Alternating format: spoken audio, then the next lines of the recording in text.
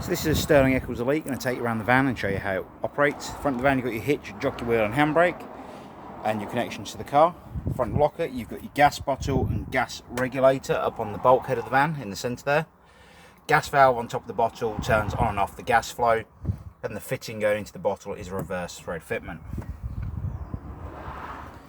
Coming down the offside of the van, you've got your water pump connection that drops into the ack roll itself, so it simply pushes into the side of the van and pulls out to release. You've then got your wind down leg on either side at the front to stabilise the caravan while it's on site, or while you're using the caravan. You would never lift the caravan with the wind down legs. Your heating, gas heating flue on the side of the van, so you remove the cover to allow the flue to operate properly. If you have that on, potentially the heating system and the water heater would not ignite on gas. Then you've got your battery box with your main, battery in there and your mains cable coming into the side of the van. Obviously the other end connects to the power facility on site. Then got the motor mover and wheel nuts. The motor mover will demonstrate to you in person here on site, and the wheel nuts will talk to the correct manufacturer's torque settings before it leaves here as well. You've then got your grey waste pipes coming outside the van, so the fresh water that goes in the front comes out the side down here. Essentially you put the two grey pipes into them larger circle holes on the outside and they'll drop down inside the waste master itself. Back of the van you've got your toilet flush tank, so you put your key in, open this up, and it will take 3.5 litres of water and a cap full of the pink fluid prior to use.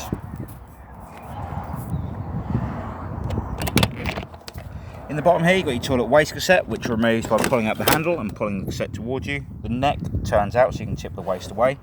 On the back of the cassette you've got an orange pressure relief button, so when you're tipping the waste away it doesn't spit and splatter back at you.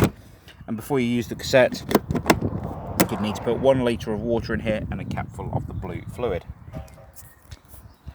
On the rear of the van, again, you've got your stabilising legs to stabilise the caravan while it's on site. You'd never lift the caravan with these legs. You would very simply just use them for putting down the floor so the van doesn't move about while you're in it. Up beside the van, you've got your 2 fridge vents. They're just there to allow the hot air at the back of the fridge unit and also taking some cool air. There's also a gas flue behind there for the fridge operating on gas. Front of the van, you've got your storage locker for underneath the front seat, barbecue gas point and your wind down leg for this side of the van. Going to the inside,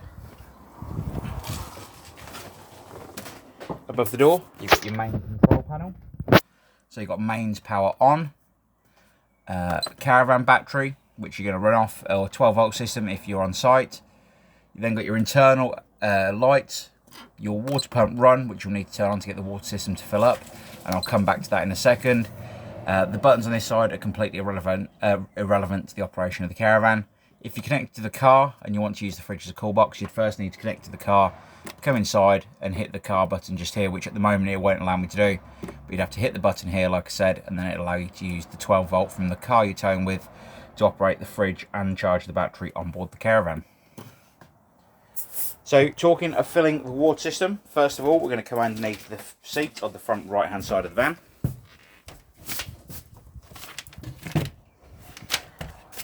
Underneath the seat, down in the front here, you'll actually see a yellow valve. That yellow valve, just in line with that bit of blue water pipe there, is actually a drain down valve. Now that yellow valve needs to be parallel with the floor before you try and fill the water system up.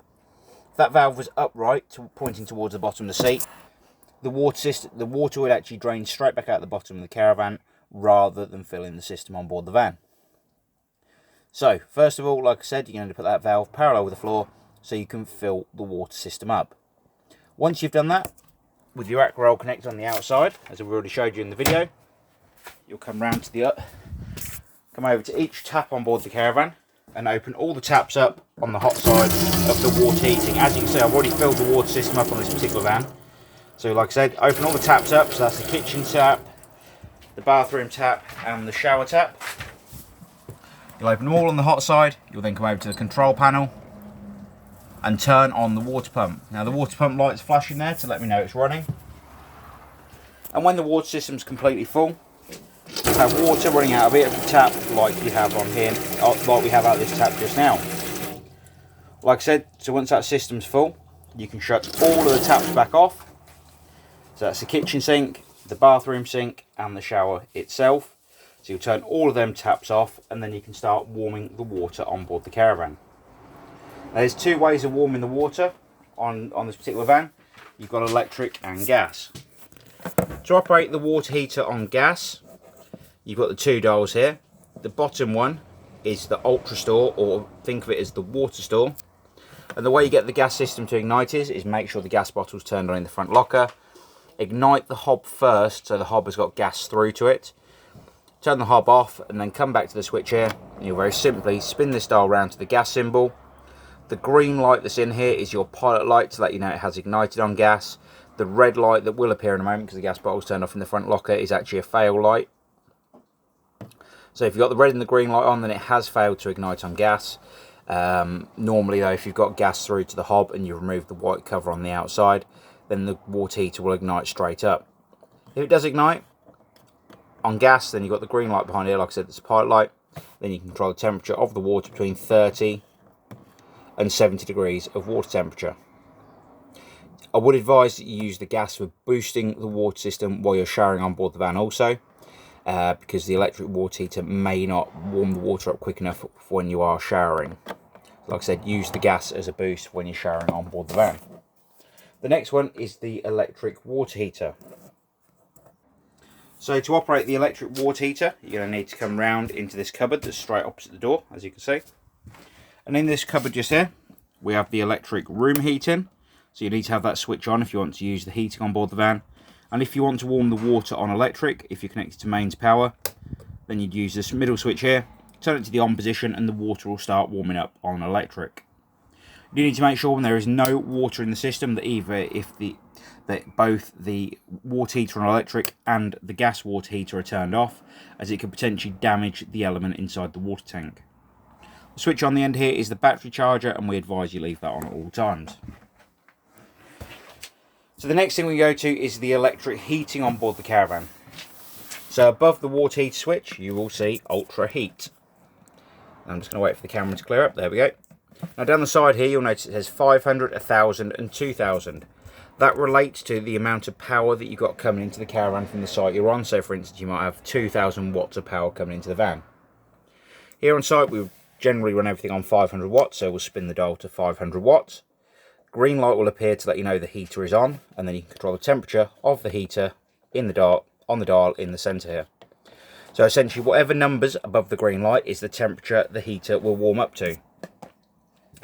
So that's your electric heating. Like I said, the number down the side will depend on what caravan site you're on. And that also depends on whether you've got a mains hookup or not on that particular site. If you're on gas, then I'll come to that in a moment and demonstrate how that works. So, on top of the heater, as I said, gas heater also down here. You can spin the dial round on the right hand side, which is the gas control. Press down the valve and you'll hear it clicking away to ignite. And when it does ignite, in that little window down the front of the heater, you will get a pilot light once it's ignited. So once it has ignited, we do advise that you hold down the gas valve for 5 to 10 seconds, then slowly release the gas valve, and you'll be able to control the temperature of the heater on the dial on top. Once you have released the dial though, I would advise you go back to the pilot light window and just make sure it has stayed ignited. Now on this particular van we have blown air heating, so that's what them little white vents are around the van with a little flap in the centre. Work very similar to your car heating system. So for instance here, you've got your fan speed like you've got in your car. You've then got the option of how you run the blown air heating, or the heating system. So the little dot in the centre here indicates the heat is going to come out the front of the heater. The little wave symbol on the left hand side is continuous blown air heating. Or you could have the blown air turned on even if you've got the heating turned off, so it blows a bit of cool air around the van. It is not air conditioning, it is just cool air that it will blow about.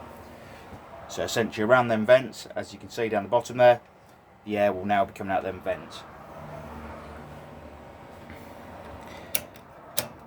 On the opposite side, where the A is, essentially that is a thermostated blown air, so it cuts in and out with the thermostat on board the van. You can still control the fan speed on the dial on top.